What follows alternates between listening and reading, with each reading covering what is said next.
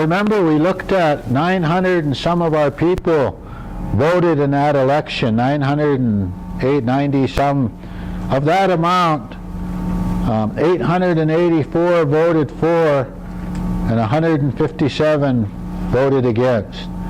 So the vote for the Constitution was overwhelming back then.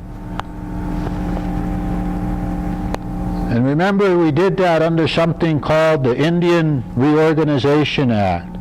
Those of you who have elders that you've spoken to, they used to refer to that act as the Wheeler-Howard Act, the Wheeler-Howard Act. Those were the two senators who introduced it in the United States Constitution.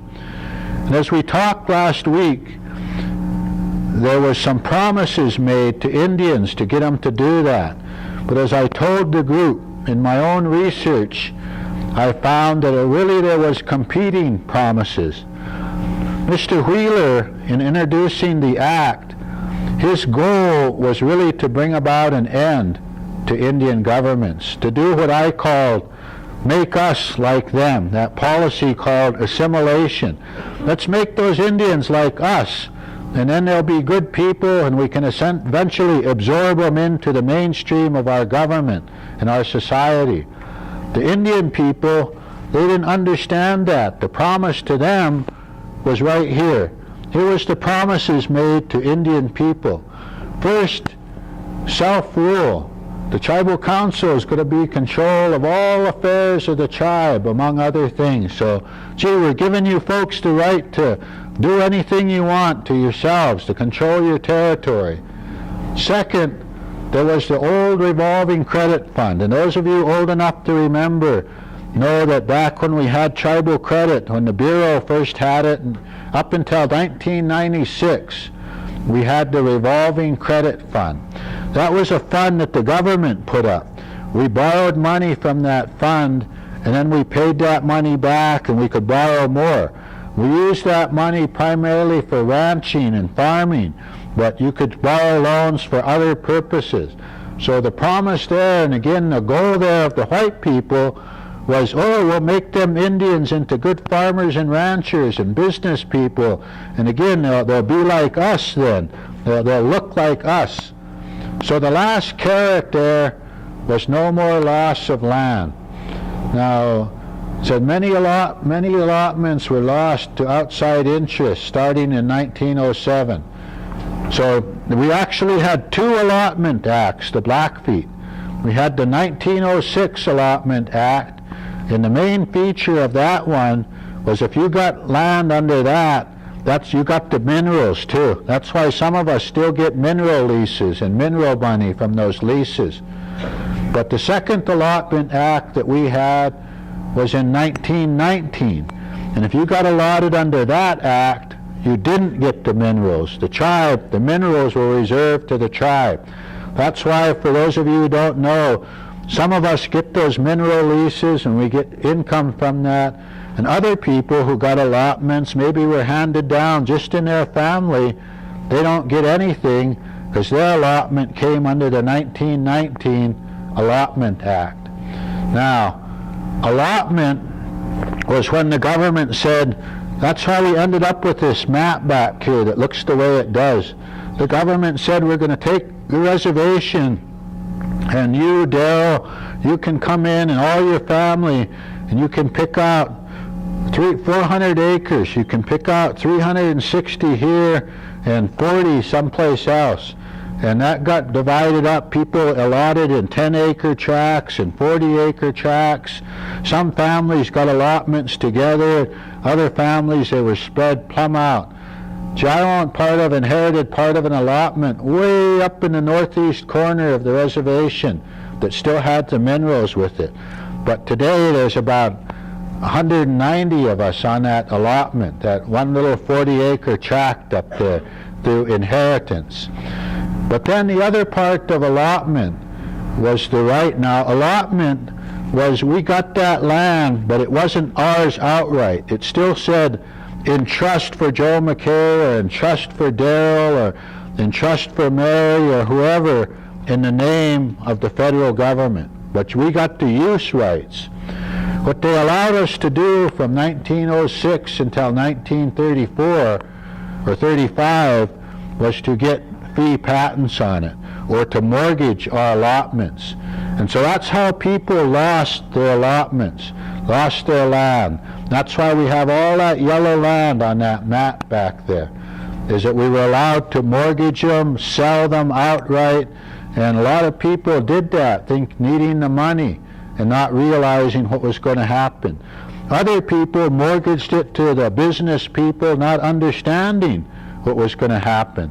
And when they didn't pay their grocery bill, the grocery man went to the government and said, "Oh, Joe owes me $500 on his grocery bill, and he signed his land over to me for it. I want to foreclose on that land. I want it given to me in fee status." So those were called forced fee patents. And so that's how, during that time, that we lost that land. Now there's a reference up there to something called the Dawes Act. It's really the Act of 1887, not 97. And the reason that's important to us today is that that act was the legal basis for all allotments all across America. And one of the key provisions of that act said that when you got a patent and fee on your allotment, it becomes subject to state taxes. And so today, that's why people that own fee land, even us Indians that own fee land, it's subject to state taxes. And that's why you can periodically look in the Glacier Reporter or the Cutbank Pioneer Press, and you see in that legal section, tax deed sale. And they list all of these lands on the reservation. Those are Indian fee lands, land that we as Indians, somebody owns outright in fee, but they didn't pay the taxes on. They might not understand they owe the taxes, or they might not have the money to pay it. And so the state, the county sells that land. There are white people from all over. There's one guy I remember from California who just watches papers like that. And when he sees those tax deed sales, he puts a bid on them. And he buys that land, and it becomes his land outright. And so Indians continue to lose their land in that way. So that's why that act is important, because it's the basis to allow the state to tax our Indian fee land. Now, as long as our land is still held in trust, the state doesn't have any right to tax it or do anything to it. So that's kind of what brings us up to where we are today. So our present Constitution still provides for oversight by the Secretary of Interior. It says the approval of the Secretary is required in many actions of the Tribal Council. The Secretary of Interior appears 26 times in our current Constitution.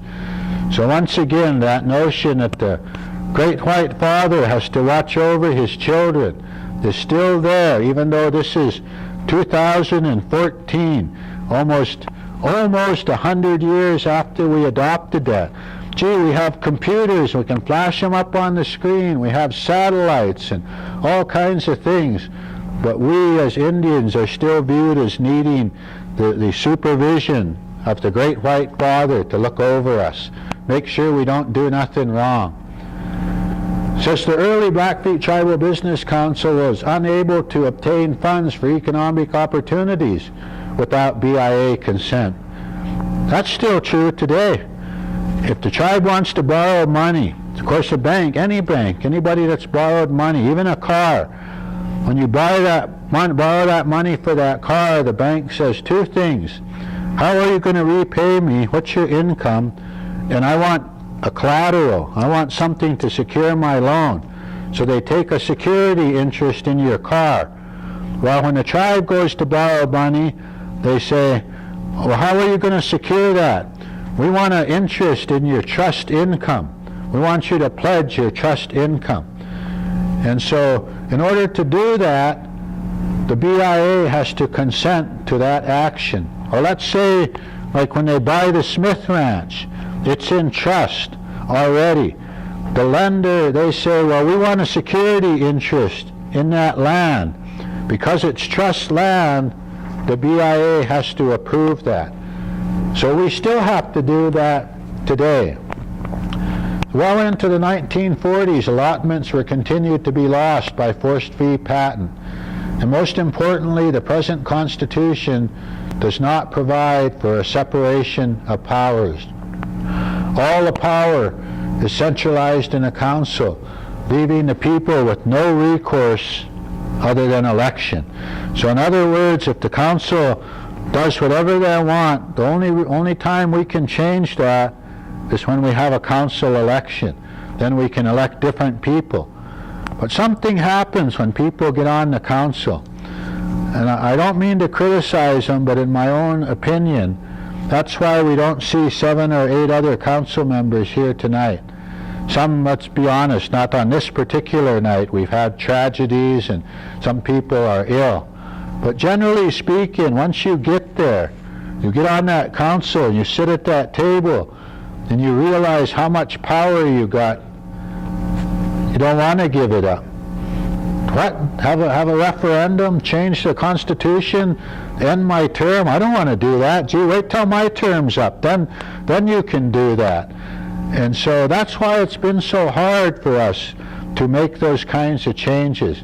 The council is reluctant to give up its own power once they realize the power that they have. And because we have no separation of powers, in other words, no checks and balances, no one can, you can't go to court today and say, the council is abusing this part of its power. I want an order against them saying that they can't do that. A few years back, in a case involving Pat Schelt, when Pat Schelt was removed from the council, he went to court. And our Court of Appeals said, oh gee, if it's within the council's power under the Constitution, we got no jurisdiction over it. We can't review that. And in other words, the council can do anything it wants as long as they can point to something under the Constitution. Court's not going to review that. They say they have no jurisdiction. So there's no checks and balances. There's no way to hold the council itself accountable for what it does or doesn't do. So that's a quick review of where we were up until this point last time. And then we talked already about our territory and what it's limited to.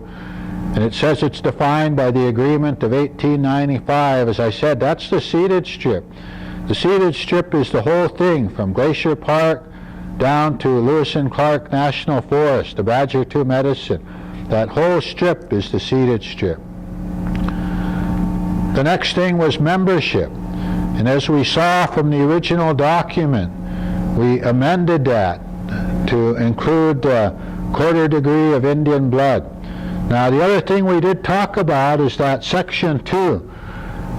It says the council shall have the power to promulgate ordinances subject to review by the Secretary of Interior governing future membership and the adoption of new members. And as I pointed out last time, you can read that to mean that if the council met tomorrow and it wanted to, it could pass a resolution saying we're changing the membership. We don't have to have a referendum vote. We're going to do it right now. And so you just need to be aware that that's among the reasons that we need to change this document, to put in some checks and balances, to make sure that the council can't exercise power without the people's, some form of control, whether it be by our legislature or not. Now the governing body, we looked at the old Constitution. The main changes that we see there are the council is now 9 members. And as I pointed out, notice that we changed the agency district to the Browning district, but we still have the other one. Now here's the other big change. The election of all council members shall be submitted to the entire electorate of the reservation. That's what took away that community representation. That's why we have at-large voting. It goes on to say it sets up the residency requirement, right? Now you have to be a resident of the reservation for a year, and you have to reside in your district for at least 6 months prior to the time that you become a candidate. So those are the changes, the amendments that we made to the first 2 sections. Now the other thing that was in the last one that's still here is it says that in lieu of districts, the council shall have the power to establish communities and the basis of representation on the tribal council from such communities subject to popular vote. So again, the council could pass a resolution tomorrow. So we want to go back to representative districts. Only people from Hart Butte vote for them. Only people from Old Agency, only people from Seville vote for each other. And if they did, the people would still have to vote on that change. Go ahead. I'm talking about see, when you guys get elected to get in the council, you have no right saying, we have the power to do this and we have the power to do that. You must remember who got you in there. And each and every one of you are in there for the people, not for yourself and not for this group or this group. Because they want open enrollment or they want something done about what they want. Well, this is for the people. Blood, full blood. So